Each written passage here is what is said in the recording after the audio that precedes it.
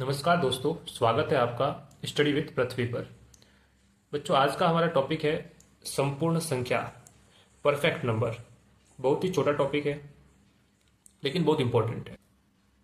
तो बच्चों, सबसे पहले मैं परिभाषा को बताता हूँ आपको कि संपूर्ण संख्या किसे कहते हैं। संपूर्ण संख्या ऐसी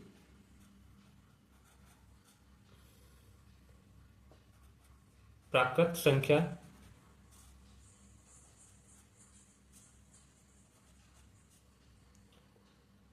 जिसके गुणनखंडों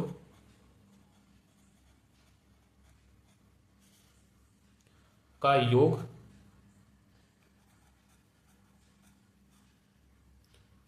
उस संख्या का दुगना होता है।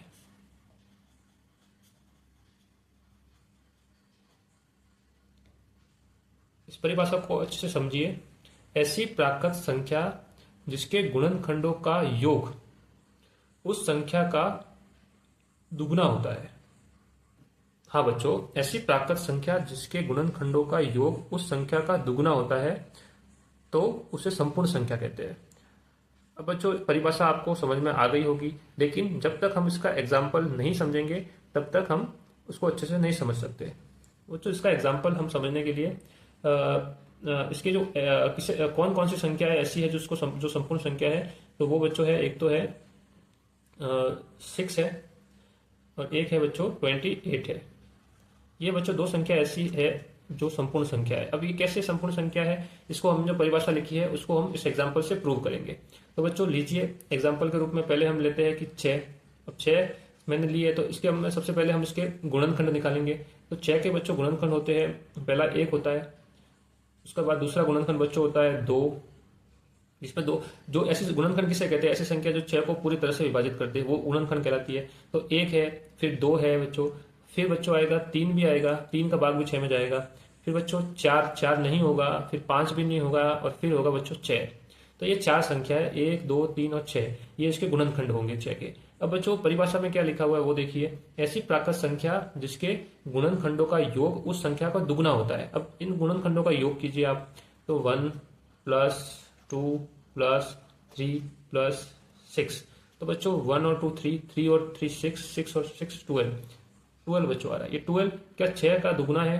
क्या 12 को हम 2 इंटू 6 लिख सकते हैं? अगर लिख सकते हैं तो हमने यही परिभाषा में लिखा है कि ऐसी प्राकृत संख्या जिसके गुणनखंडों का योग उस संख्या का दुगना होता है तो उसे हम संपूर्ण संख्या कहते हैं। तो 6 कौन सी संख्या हो गई बच्चों? संपूर्ण संख्या हो गई। इसी तरह से हम 28 का देखते हैं बच्चों। 28 का देखते हैं हम।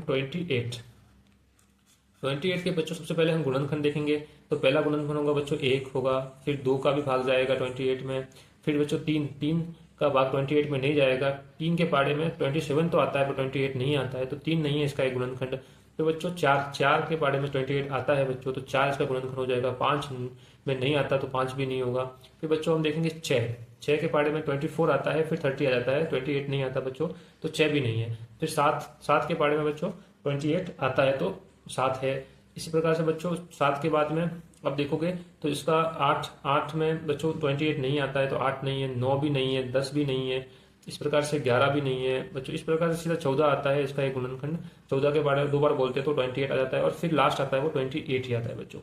फिर हम इसका योग करते हैं, इन गुणनखंडों का बच्चों योग करते हैं। तो 1 plus 2 plus 4 plus 7 plus 14 plus 28 आ जाएगा बच्चों। तो इन सबका गुणनखंडों का अपन योग करेंगे तो 2 और 3, 1 और 2 3, 3 और 4 7, 7 और 7 14, 14 और 14 28 और 28, तो ये हो जाएगा बच्चों 56 हो जाएगा बच्चों। 56 को आप 2 इंटू 28 भी लिख सकते हो बच्चों। तो ये भी इसके गुणनखंडों का योग इस संख्या का दुगना हो रहा है, तो बच्चों ये संपूर्ण संख्या होगी।